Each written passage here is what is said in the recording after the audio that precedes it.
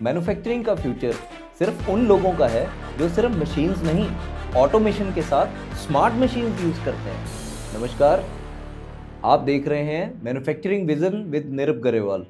आज हम बात करेंगे मैन्युफैक्चरिंग में रोबोट ऑटोमेशन और स्मार्ट मैन्युफैक्चरिंग की, जहां पे हम बात करेंगे स्मार्ट मशीन्स के बारे में और रोबोट क्यों इम्पॉर्टेंट है उसके बारे में हम चर्चा करेंगे आपस में, और हम आपको बताएंगे उनके बेनिफिट्स क्या हैं और क्यों लगाने चाहिए। देखिए, बाइंग बिहेवियर जो है कस्टमर का, वो ज़रूरी नहीं होता कि हम सस्ती मशीन लगाएं या महंगी मशीन लगाएं। सबसे ज़्यादा इम्पॉर्टेंट होता है कि हम क्या स्मार्टली मशीन को बाय कर रहे हैं, क्या हम जो मशीन बाय कर रहे हैं वो क्या वो स्मार्ट है आज के हिसाब से, क्या वो हमारे वर्कर मैन पावर को जो है उसकी प्रॉब्लम को सॉल्व कर रही है। जो हमारी cost day by day up जाती जा रही है, हम कंपोनेंट को मार्केट को बीट नहीं कर पा रहे, हम कम्पिटिटिव मार्केट में प्ले नहीं कर पा रहे, वो क्या स्मार्ट मैन्युफैक्चरिंग जो मशीन्स हैं, स्मार्ट मशीन, क्या वो हमें एज अ पार्टनर हमें हेल्प कर रही है।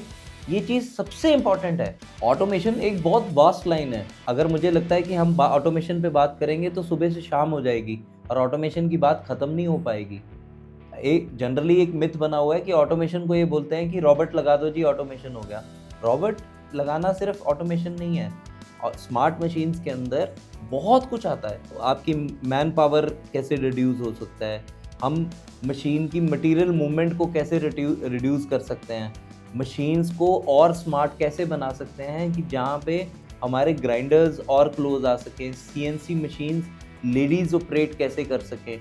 हम इतना मशीन को डिज़ाइन करते समय इतना माइन्यूटली मशीन्स को डिज़ाइन करते हैं कि एक जो आदमी ऑपरेट कर रहा है मशीन को, उसकी फिटीक को कैसे रिड्यूस किया जा सकता है, ताकि शाम उसके जो वर्किंग आवर्स 10 आवर्स हैं या 8 आवर्स हैं, उसमें उसकी एफिशिएंसी को मैक्सिमम यूटिलाइजेशन कैसे कर सकता है कस्टमर हमारा। इतना माइन्यूटली मशीन्स को डिज़ाइन करते समय हमें ध्यान रखते हैं।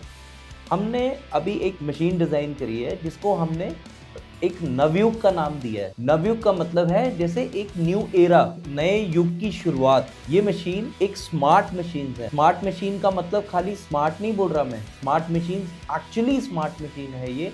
इसके अंदर रोबोट हमने इनबिल्ट इंटीग्रेट कर दिया है, ताकि अभी जनरली क्या प्रॉब्लम आती है कि आपने 2 मशीन्स लगाई, आपने एक रोबोट लगा दिया, आपका कम से कम 3-4 मशीनों का एक सेल बनता है और जगह ऑक्यूपाई हो जाती है।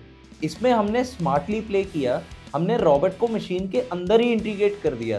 तो हम चाहते हैं कि ये स्मार्ट मशीन्स को आप अडॉप्ट करिए। आप एक बार एक थॉट दीजिए कि ये आपकी स्मार्ट मैन्युफैक्चरिंग को स्मार्ट मैन्युफैक्चरिंग में कैसे कन्वर्ट कर सकती है, जहाँ पे आपको मैन पावर की ज़रूरत नहीं है, आपको प्रोडक्टिविटी एक आपका सेट गोल बन गया है। आज की डेट में जितने भी OEMs को साथ काम कर रहे हैं, वो मेरी बात को बहुत जल्दी कनेक्ट कर पाएंगे। आप प्लान करते हैं कि सर मेरे को 10 घंटे के अंदर 100 पीसीस चाहिए, और आप प्लान कर लेते हैं, और जो कि कभी भी अचीवेबल नहीं होता, क्योंकि मैन डिपेंडेंसी में आप कभी भी 100% टारगेट को अचीव नहीं कर सकते। वो एफिशिएंसी भी डाउन होनी है, उसने वॉशरूम भी जाना है, उसने और भी काम करने हैं। तो रोबोट के अंदर क्या है, आप एक कैलकुलेटेड अपनी प्रोडक्शन प्लान कर सकते हैं कि मेरे को 10 घंटे में अगर इतना माल चाहिए तो उसने उतना माल देना है। उसने कुछ आपको डिफरेंट बिहेवियर नहीं देना, उसने पूरा प्रोडक्शन देनी है। मेरे को ये लगता है कि आप रोबोट को अपना पार्टनर बनाओ। अगर उसको आप अपने बिजनेस में पार्टनर बनाओगे ना, एक अच्छा पार्टनर आपके बिजनेस को वो ऊंचाई पे लेके जा सकता है जहाँ पे आप ऑलरेडी नहीं पहुँचे। आप उसको एक बार वेलकम तो करिए, आप एक बार अपना माइंड सेटअप को चेंज करिए और माइंड ओपन करिए कि जो मैं इन्वेस्टमेंट कर रहा हूँ वो मैं एक राइट पार्टनर पे कर रहा हूँ, वो मेरे को फ्रूटफुल रहेगा। क्योंकि मेरे को ये लगता है कि हम रोबोट इंडिया में बहुत सालों से इंट्रोड्यूस हुआ है, बट कुछ लोगों ने चलाया, कुछ लोगों ने नहीं चलाया। अब कुछ का अगर बैड एक्सपीरियंस हुआ तो वो ज़रूरी नहीं कि रोबोट की गलती से हुआ है, ये भी हो सकता है कि उसको चलाना नहीं आया। पर आज की डेट में इंडस्ट्री और मैन पावर इस लेवल तक, मतलब इंडियन स्किल्स इस लेवल तक डेवलप हो चुकी हैं कि हम किसी भी तरह की प्रॉब्लम को सॉल्व कर सकते हैं।